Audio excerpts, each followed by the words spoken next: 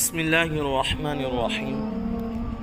روایت میں ہے کہ حضرت موسیٰ علیہ السلام نے بارگاہ الہی میں دعا کی کہ اللہ مجھے اپنے کسی دوست سے ملنے کی سعادت نصیب فرما۔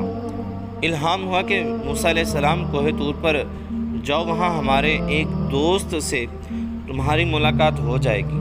حضرت موسیٰ علیہ السلام کوہ طور پر تشریف لے گئے۔ ایک نوجوان شخص کو دیکھا جس کا پورا بدن زخمی ہے، نہ ہاتھ پکڑنے کے لائق ہے اور نہ پاؤں چلنے کے قابل، نہ آنکھوں میں دیکھنے کی طاقت اور نہ زبان میں بولنے کی قوت ہے۔ حضرت موسیٰ علیہ السلام نے دیکھا کہ اس کے ہونٹ جو ہیں وہ حرکت کر رہے ہیں۔ چنانچہ موسیٰ علیہ السلام نے اپنا کان اس کے منہ کے قریب لے جا کر سنا تو وہ شکر الہی کے کلمات ادا کر رہا تھا۔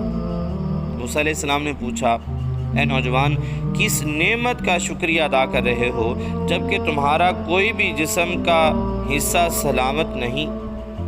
تو اس شخص نے کہا کہ میں اللہ تعالیٰ کی دو نعمتوں کا شکر ادا کر رہا ہوں، ایک یہ کہ میری زبان شکر گزاری پر جاری ہے، اور نمبر 2 یہ کہ میرا دل ہمہ وقت اللہ تعالیٰ کی معرفت میں اور اللہ تعالیٰ کی یاد میں مگن ہے۔ حضرت موسیٰ علیہ السلام نے پوچھا کہ کتنی مدت سے تم اس تکلیف میں، اس بیماری میں مبتلا ہو؟ تو اس نے کہا، اے موسیٰ علیہ السلام 100 برس سے۔ پوچھا کہ اس عرصے میں کبھی کوئی خواہش بھی ہوئی؟ تو اس شخص نے کہا، جی میری 2 خواہشات جو ہیں وہ دل میں ہیں، ایک یہ کہ میری حضرت موسیٰ علیہ السلام سے ملاقات ہو جائے، اور دوسرا یہ کہ ٹھنڈا پانی پینے کو مل جائے۔ حضرت موسیٰ علیہ السلام نے فرمایا کہ پھر تمہیں مبارک ہو کہ تمہاری دونوں مرادیں پوری ہو چکی ہیں۔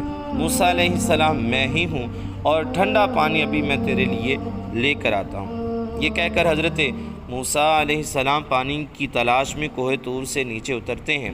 ادھر اللہ تعالیٰ نے حضرت اسرائیل علیہ السلام کو اس کی روح قبض کرنے کا حکم فرما دیا۔ جب اس شخص کا انتقال ہو گیا تو جنگل کے جانوروں نے اس کو چیر پھاڑ کر برابر کر دیا اور سارے گوشت کو کھا گئے۔ حضرت موسیٰ علیہ السلام جب پانی لے کر لوٹتے ہیں تو یہ حال دیکھ کر بہت روئے اور اللہ کی بارگاہ میں عرض کی کہ پروردگار، کیا اپنے دوستوں کے ساتھ یہی معاملہ کیا جاتا ہے؟ تو اللہ تعالیٰ نے ارشاد فرمایا کہ موسیٰ علیہ السلام، ایسا ممکن نہیں کہ کوئی محبت تو ہم سے رکھے اور اپنی خواہشات دنیا سے پوری کرے۔ اللہ رب العزت کی بارگاہ میں دعا ہے کہ اللہ تعالیٰ ہمیں اس سبق سے جو نصیحت حاصل ہوتی ہے اس پر عمل پیرا ہونے کی، ہر حال میں شکر ادا کرنے کی، ناشکری سے بچنے کی توفیق عطا فرمائے۔ جزاک اللہ۔